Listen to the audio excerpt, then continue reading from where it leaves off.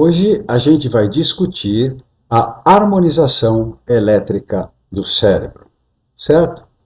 Então, esse episódio é sobre o caso de uma criança de 7 anos que eu tratei e que serve para ilustrar a maneira como a harmonização elétrica do cérebro é causada pela música, correto?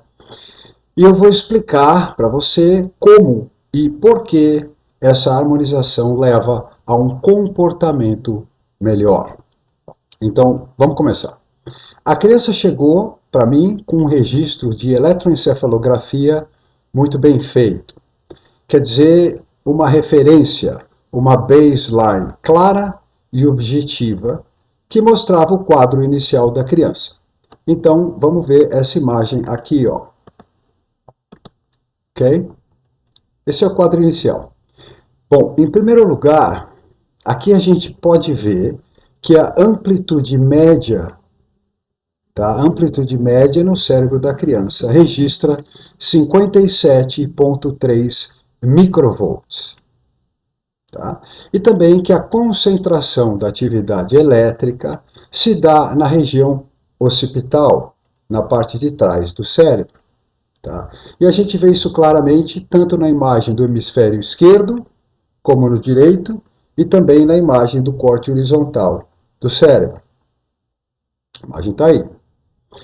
Além disso, o laudo do exame registrava o seguinte, abre aspas, atividade epileptogênica, quer dizer, atividade que pode desencadear ou produzir crises epiléticas, sobre a região temporal bilateral, sendo mais importante a direita, fecha aspas. Enfim, a atividade isolada na região occipital representa a falta de integração de dados sensoriais, ok? Então veja essa outra imagem aqui. A gente vê aqui que o olfato, o paladar, o toque e a escuta são todos processados em outras regiões.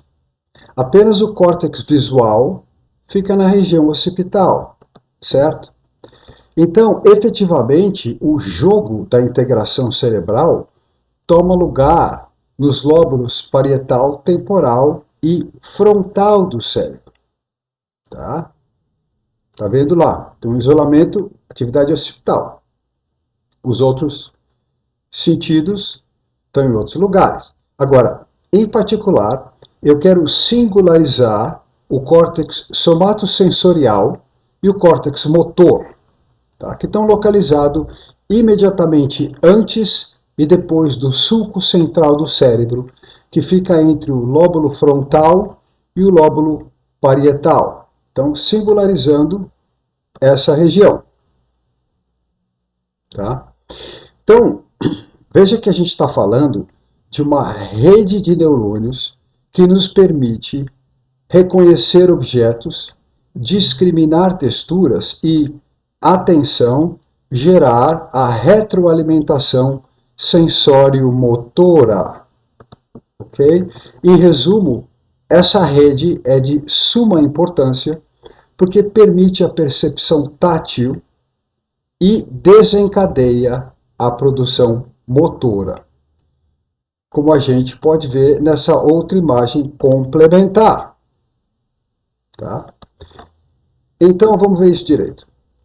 No lóbulo parietal, essa região aqui, ó, a gente tem o córtex somatosensorial primário e o córtex parietal posterior associativo. Tá?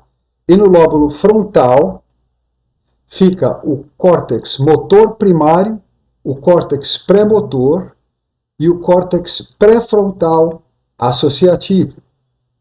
Certo? E nota que cada uma dessas três áreas no lóbulo frontal, tem uma representação topográfica dos segmentos contralaterais do corpo inteiro. Tá? E aqui a gente vê nessa próxima imagem exatamente isto. Certo? Bom, em outras palavras, O meu córtex parietal processa a informação sensorial lidando com o tato, a pressão, a temperatura e a dor.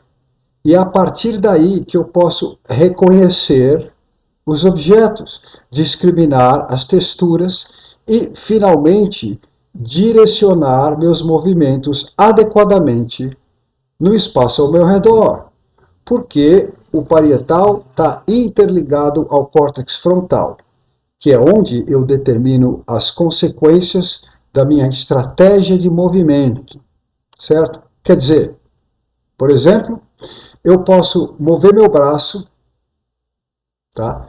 Pegar uma xícara, fechar os dedos da mão para segurar firme, com a pressão devida, ciente que a xícara não está quente demais para causar a dor. Então, levar a xícara até minha boca e tomar um gole de café. É disso que trata, essencialmente. Agora, tenha em mente que aprender a fazer isso, ou qualquer outra ação, por mais aparentemente simples que ela seja, trata sempre de uma sequência. Sequência. Então, a ação motora se traduz na capacidade de produzir a sequência correta de ativação cerebral e muscular para executar a atividade motora desejada.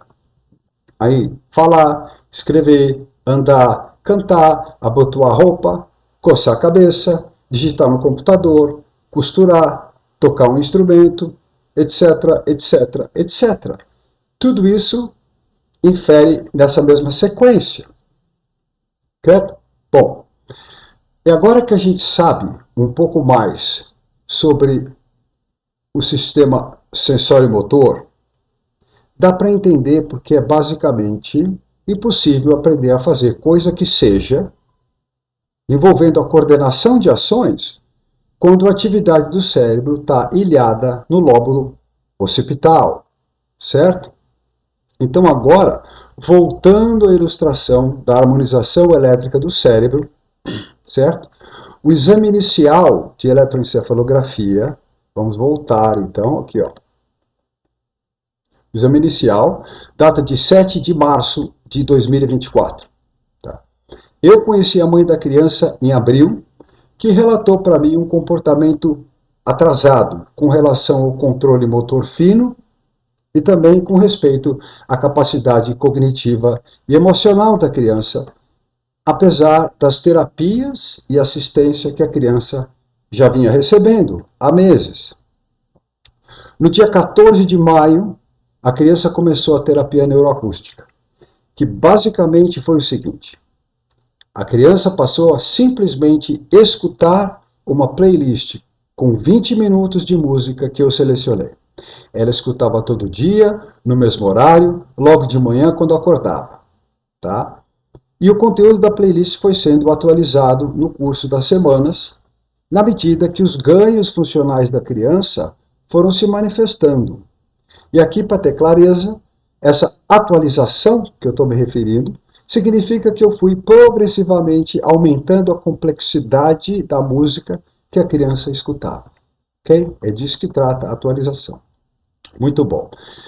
Aí, no dia 29 de julho de 2024, um dia antes de completar 11 semanas de terapia neuroacústica, a criança retornou ao neurologista para fazer mais um exame de eletroencefalografia, que a gente vê nessa outra imagem aqui. Certo?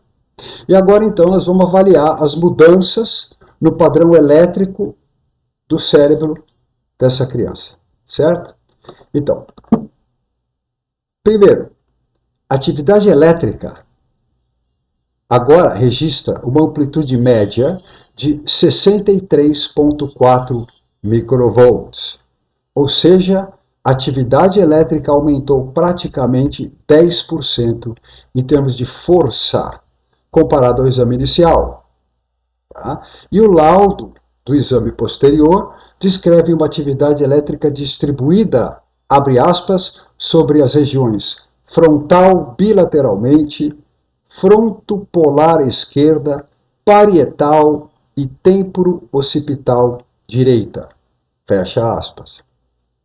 E a gente pode ver a imagem, uma clara correspondência com essa descrição que eu acabei de fazer, a partir de 3 pontos de vista distintos. Temos a imagem aqui, certo? Ao mesmo tempo, o laudo registra o seguinte, abre aspas, projeção sobre áreas temporais à esquerda, durante o sono leve, sem epilotenia. Agora tem que fazer o vídeo de novo. Sem epileptogenicidade definida. Sem epileptogenicidade definida. Tá? Isso quer dizer que a tendência do tecido cerebral de se desenvolver em um tecido que poderia causar convulsões não foi definida. Certo? Então, em síntese, o aumento da atividade elétrica distribuída nas regiões frontal, parietal e temporo-occipital no cérebro da criança e a consequente integração sensório-motora e cognitiva equilibrou a distribuição das informações no cérebro da criança.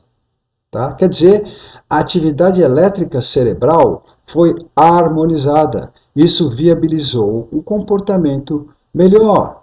Então, a motricidade fina, a atenção e a memória da criança, tanto em casa como na escola, tudo isso evoluiu muito conforme os relatos da mãe. Ou seja, trata-se de uma consequência lógica e natural da harmonização que tomou lugar na escultura elétrica do cérebro da criança. Então, no final das contas, a música tem o poder de operar uma reorganização na atividade elétrica do cérebro da gente. Tá? Isso leva à reorganização do resto do organismo, desde a respiração, o batimento cardíaco, a circulação sanguínea, o controle motor, a atenção, a memória e o metabolismo em geral. Certo? Agora, quando a gente examina esse processo todo com atenção, a gente constata que o impacto generalizado que a música tem sobre o nosso organismo pode, de fato, acarretar mudanças epigenéticas.